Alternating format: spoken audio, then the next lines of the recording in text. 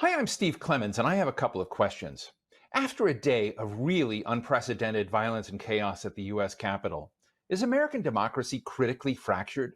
Or can it survive a White House encouraged assault on the people's House, the United States Congress? Let's get to the bottom line.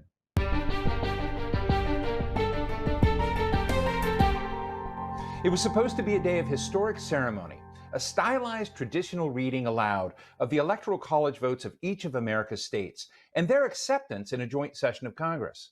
Instead, it was a day where violence and chaos was sparked by a frustrated President Trump. At least half of Americans see what he did as inciting an insurrection, an attempted coup against the election of Joe Biden by a mob of his supporters. After a night of tension between the president and his own vice president and cabinet, who discussed amongst themselves the possibility of finding Trump unfit for office, and with lawmakers refusing to be intimidated and finishing their work overnight to certify the election results, Trump finally, through an aide, recognized the end of his presidency and committed to a peaceful transition of power. Today, we're going to get a Republican and a Democrat take on what just happened, and we'll start with Congressman Joaquin Castro, Democrat of Texas. Congressman Castro, thank you so much for joining us. Listen, I read your tweets last night, and you told your public that you're safe, you're sheltering in place, that the President of the United States had incited a coup attempt. Do you feel that way the day after? Yeah, I do. I think that the president has been for weeks now, really months, telling his supporters that the election was stolen from him, that there was widespread election fraud without providing any evidence of that. Right wing media has followed him down that rabbit hole.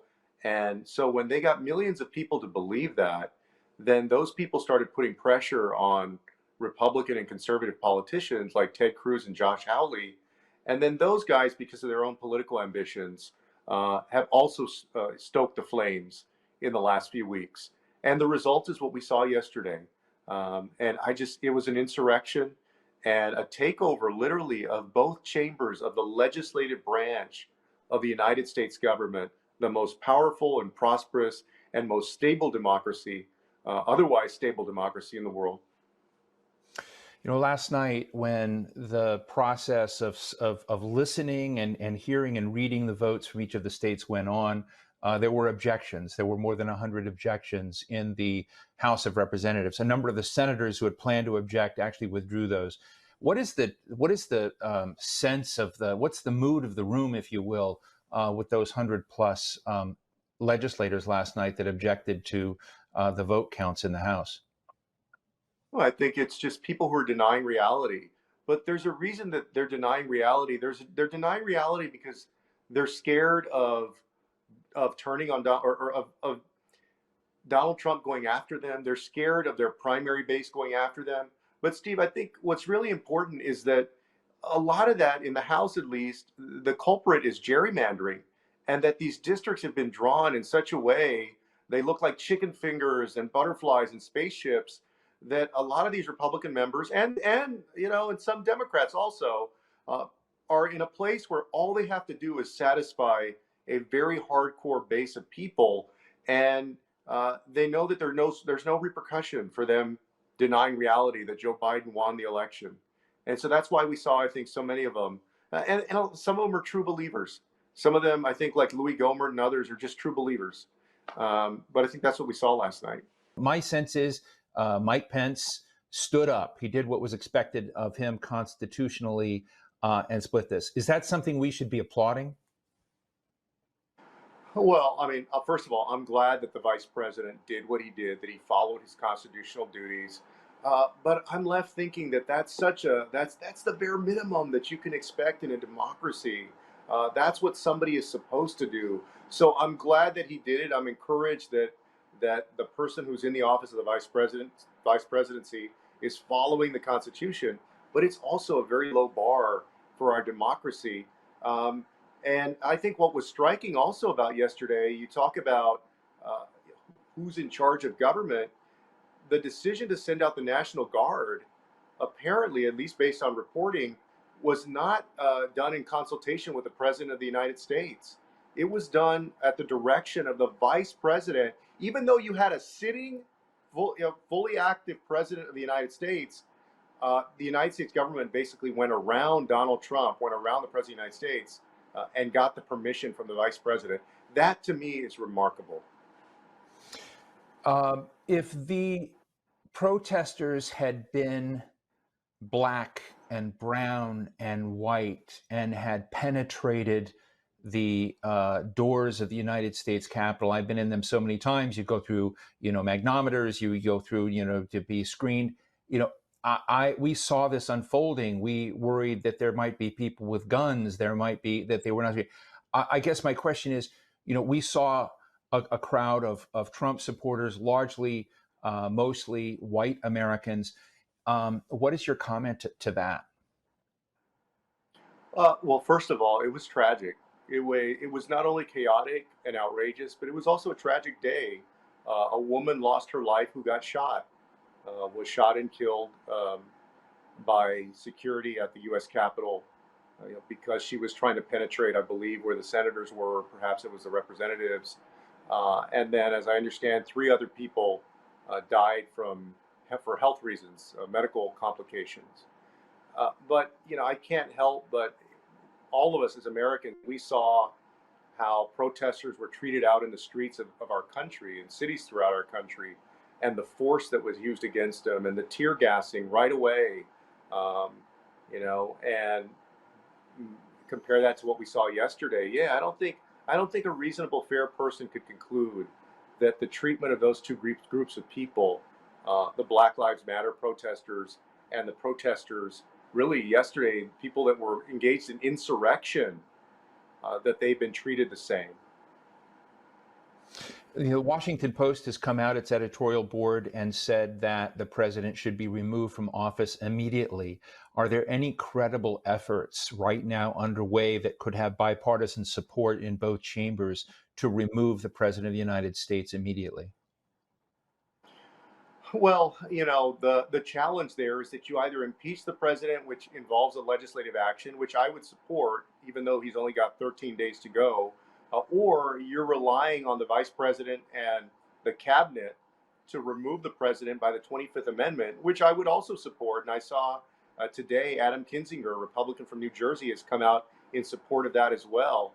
And so there is a growing sentiment that the president has essentially lost his faculties, that he should be removed.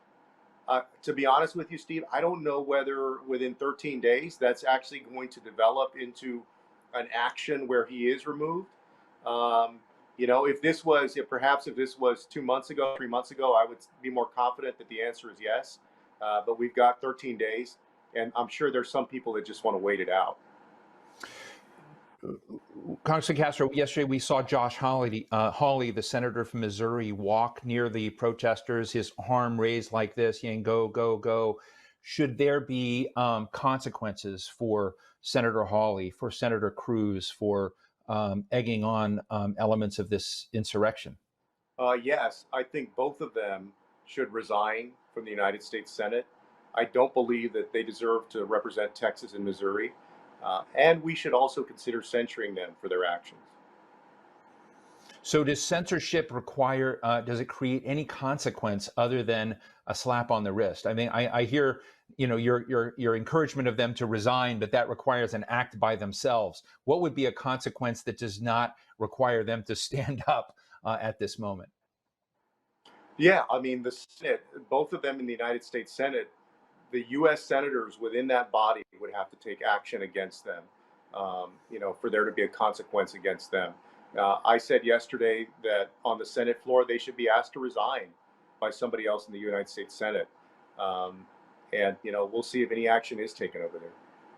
Look, you know the international scene well. You're well traveled. You're concerned about America's place in the world.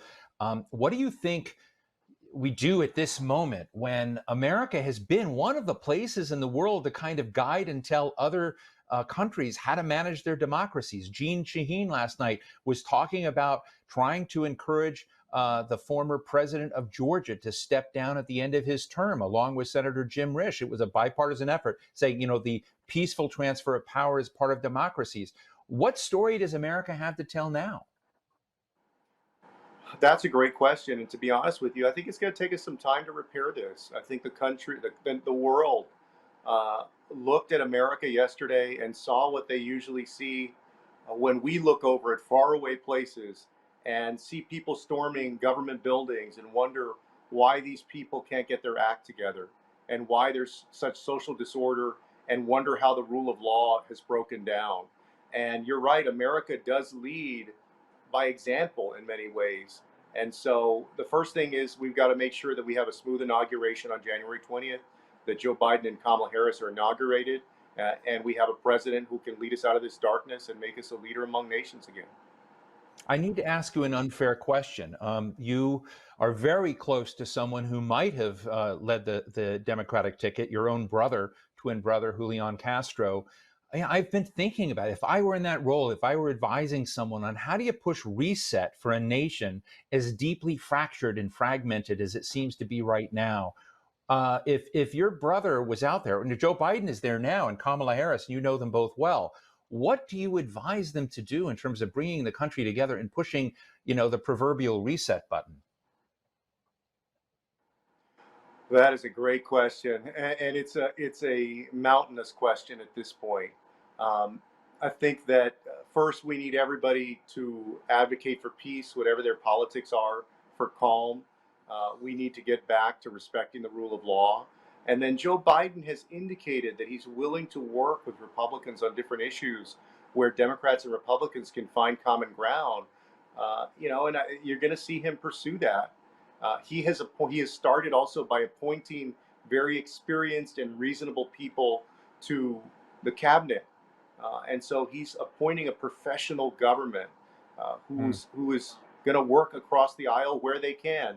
Now, we're going to have as Democrats that the presidency, the Senate, and the House. So we intend to pursue very important issues to the American people that we've been working on for a long time. But you will see the president reach across the aisle and at least consult with Republicans on these issues. And I think that will be a good start. In terms of how we convince the world that we can be a North Star again, I think it's going to take time. I think we've got to go out into the world, not just the president and his administration, but also the legislators, and convince our allies that we're back and that we intend to build back better, as Joe Biden has said, and be a leader on democracy, freedom, human rights, rooting out corruption, all of these things. Well, Congressman Castro, it was a tense day, a tense night. I appreciate your tweets. As I was reading them last night, I can't imagine the stress that you felt, and I know many other members actually felt their lives were threatened yesterday evening. So it was impressive that you all went back to work again. So thank you so much for your thoughtful conversation, your candid comments today. Thank you. Thank you, Steve. Joining me now is Republican strategist John Feehery, a partner in the Republican lobbying group EFB Advocacy here in Washington, D.C. John, thanks so much for joining us. I was watching and reading your tweets yesterday evening, and I want to read one of them. You said, as somebody who worked in the People's House for 15 years, I'm disgusted at what the president had inspired. He has lied to these people and has embarrassed America. I have supported him in the past, but he lost in a fair election. He needs to leave. So, John, you're one of the most hardcore, serious Republicans I know who takes all of this seriously. You do not, I wouldn't put you in the pragmatic middle. You're a hardcore conservative. You've supported President Trump. What is going on in your mind after what happened and we saw last night? Well, listen, I as someone who worked in Washington for 30 years, 15 years at the top levels of the House Republican leadership. I worked for 15 years in the nation's capital. So, I appreciate the desire for people to come in and take a look around and watch the Capitol and see how it operates. But this is the people's house. And for it to operate, the people have to respect what's going on in there, respect the process, and respect the politicians who are doing their jobs. And what I saw yesterday was a complete lack of regard for the people's house by the people. And I find that extremely troubling. And I think that was inspired by the president, who I have supported. I have my fair share of disagreements with him, and I have in the past. But I think he was doing a lot of right things for America. I think what he did best for America was listen to the angst in the center of the country where people had not had jobs, where things had been hollowed out, where you had the opioid crisis, you had the financial crisis, where you had all these things, and he spoke directly to them. But, he's lying to them now. And he's lying to them. He lost fair and square in this election, just as he won fair and square 4 years ago. I was against the conspiracy theories by the Democrats 4 years ago. I'm against these conspiracy theories now. Now, there are a lot of questions about this. It was a very odd election. It was a very odd election on many, many levels. You don't typically have a president, gaining 10 million more votes and having Republicans gain, so many more seats and almost win the majority in the House and have the president also lose. So it was an odd election for a variety of reasons, but it's been an odd year. It's been an odd year because of this COVID crisis. It's been an odd year because of George Floyd. It's been an odd year because people are really, really angry and frustrated and cooped up in their homes, and they don't believe anything anymore. And when they come to the people's house and disrespect the traditions and disrespect the politicians and disrespect the process, they're disrespecting America. And I think that's why the president deserves condemnation for leading that disrespect. And that's why I spoke out. What should the consequences be, John, for a White House promoted assault on the people's house? I think we're right now in the aftermath of that, and I can't tell whether we're in a less toxic moment or whether the toxicity is remaining very strong. But what should be the consequences for an assault? Well, first of all, I think that the people who came into the house and destroyed property and should be prosecuted to the full extent of the law. I think that that's the number one thing. And I think that there's a lot of questions as to why the security apparatus fell apart as quickly as it did. I'm still stunned by it. I remember those riots that happened in front of the White House, and those folks weren't going to get into the White House. I don't know why those folks were able to get into the people's house, and I'm very frustrated by that. I think that the president has really disqualified himself from running again for president. Now, I am not someone that necessarily thinks you need to take legal action right now, because I think that will actually make the situation worse. I mean, Trump still has a lot of supporters out there, and what you want to do is you want to move forward. And so I think you need to prosecute the people who broke the law. Trump, there's been some talk about removing him from office. My sense is what's going to happen is that the vice president is already going to pretty much take over the day-to-day operations de facto, if not de jure. I don't think anyone's listening to the president right anymore. And I think a lot of people in the White House apparatus are trying to find ways to get out of there or express their disgust. And I think that's altogether appropriate. I would be very careful, though, in having kind of any legal repercussions, because I think that actually will make the cleavages in the country even worse. We need to move on and find ways to heal the country. We need to prosecute those people who directly broke the law. I'm very hesitant, though, to the idea of throwing the president into jail or anything like that. I mean, what he did was reprehensible and incredibly stupid. Now, I don't, it's like you give a 3-year-old, a lighter and put him right next to a flammable material. This is what happened. Right. I don't even know if he knows what he was doing. Right. He said he was going to lead thise people down the march, and he goes into his motorcade and goes back to the White House and watches it on TV. I mean, what kind of nonsense is that?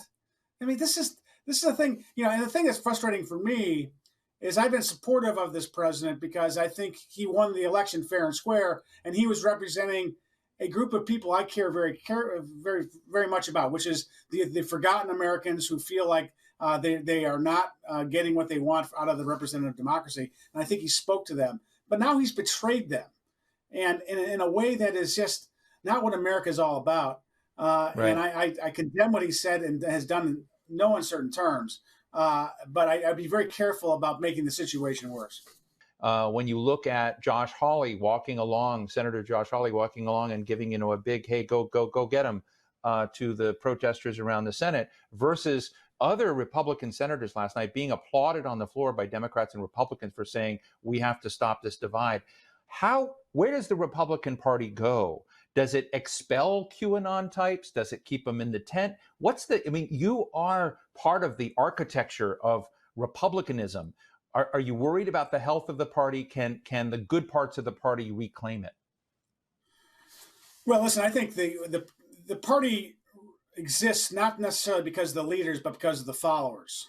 And so it's, you have to be very careful to kind of lead a party in a place where the followers are not going to go. I do think that there needs to be better communication, a little bit more straight talk with our voters. I think we need to do a better job of batting down conspiracy theories, which infect both sides. There's been conspiracy theories running around America for generations. JFK being a perfect example of that.